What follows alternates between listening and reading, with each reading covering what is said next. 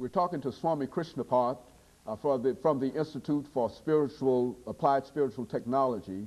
And of course, Swami Krishnapada, before we had our first commercial break, we were talking about some of the things in your background and the advice that you've given to world leaders and et cetera. But let's talk about the Institute for Applied Spiritual Technology as an institute, because you are the director of that institute. Let's give you an opportunity during this segment to talk about that institute and some of the things that you think you are able to achieve and some of the things that you believe to be challenges that face you.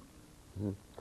Some years back, I began to notice very distinctly that there were many people and organizations that were very astute, materially. Mm-hmm. And there's another side of people who were very involved deeply in spirituality. Mm-hmm. But there was a problem in finding an organization that could do both. Mm-hmm. So I wanted to create an organization based in America, but that would have international influence, mm-hmm. where you would have spiritual people who are professional, material professionals, mm-hmm. and who are using their professions to raise consciousness, mm-hmm. in a very kind of interdisciplinary way, mm-hmm. non-sectarian way. So we have an institution out of Washington, out of Capitol Hill, mm-hmm. where we have this amazing group of people. It's very cosmopolitan, of all different races, mm-hmm. all different religious backgrounds, different political persuasions, mm-hmm. etc. We have constant seminars and workshops. Mm-hmm. We are going to conferences constantly. We have health retreats. Mm-hmm. We have a lot of people, for instance, who are doctors, who are allopathic doctors as well as naturopath doctors. Mm-hmm. Mm-hmm. And they particularly address things from a holistic perspective. Mm-hmm. Just as a few weeks ago, I was one of the guest speakers at the yearly conference for the National American Medical Association. Mm-hmm. So these are doctors from all over the country. Mm-hmm. And my particular presentation was in the family practice section. Mm-hmm.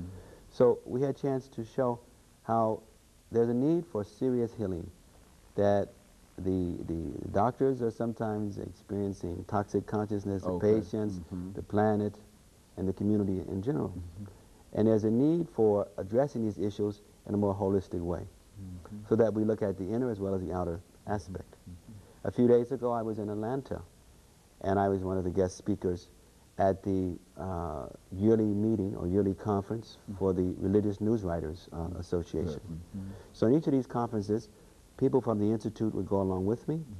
We would present various things to assist in those areas, or we network in a way of professional people meeting professional people, seeing how we can make a difference at this very critical time in world history. You know, at that Atlanta conference, I think you gave a paper there on African Americans and world religions. Let's talk about that. I mean, since, as you've indicated earlier, that you are the only African American guru in the world, and as I said earlier, people are still, I think, intrigued by the marvelous transformation in terms of where you started from and where you are now. But I mean, how did you become involved in a real sense from that perspective? Let's do it from that perspective. So the distinction I hold is the only African or black, African or African American Vaishnava guru. Now, Vaishnavism is a certain aspect of the Hindu family.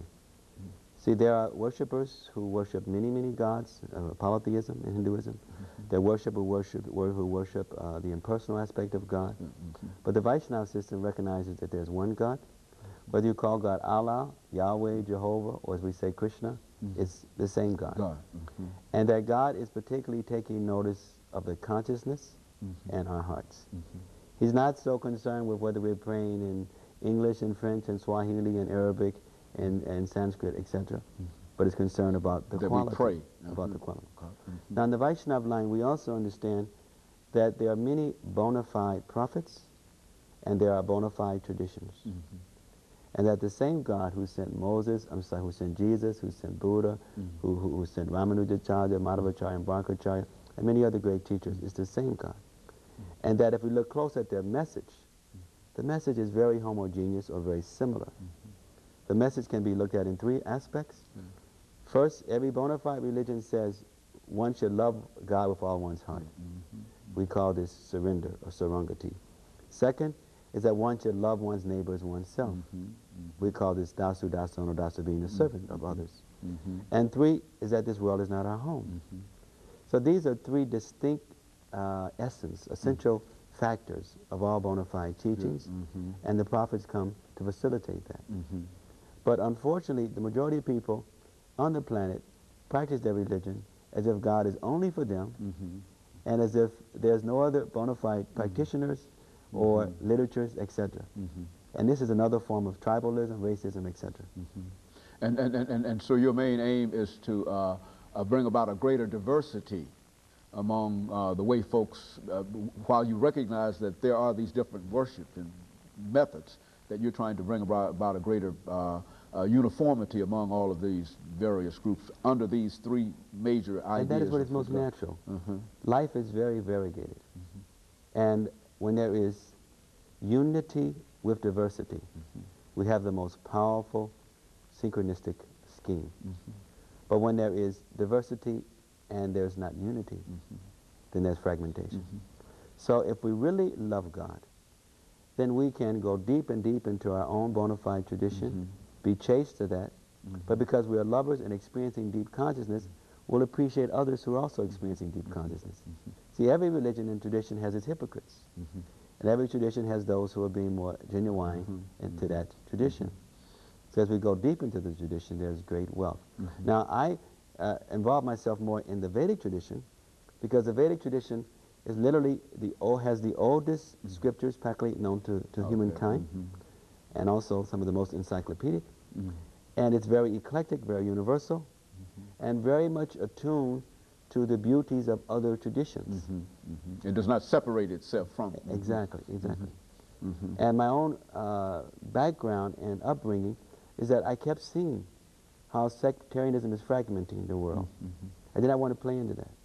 I realized that how can I worship a God who's sectarian? The God is not like that. So therefore, people who practice like that cannot be so much genuine lovers of God. So I went back to these ancient traditions to be able to understand my Christian background better. So I'm really still a Christian in the real sense. See, there's a difference between churchianity and Christianity. And perhaps in terms of that worldview, and especially since you mentioned all of those ideas that many people associate with Christ, you know, love God with all your heart, and that more than anything, it probably brings about a greater unity among what you're saying. And let us take this second commercial break, and we'll be back with our audience following this second commercial break. Across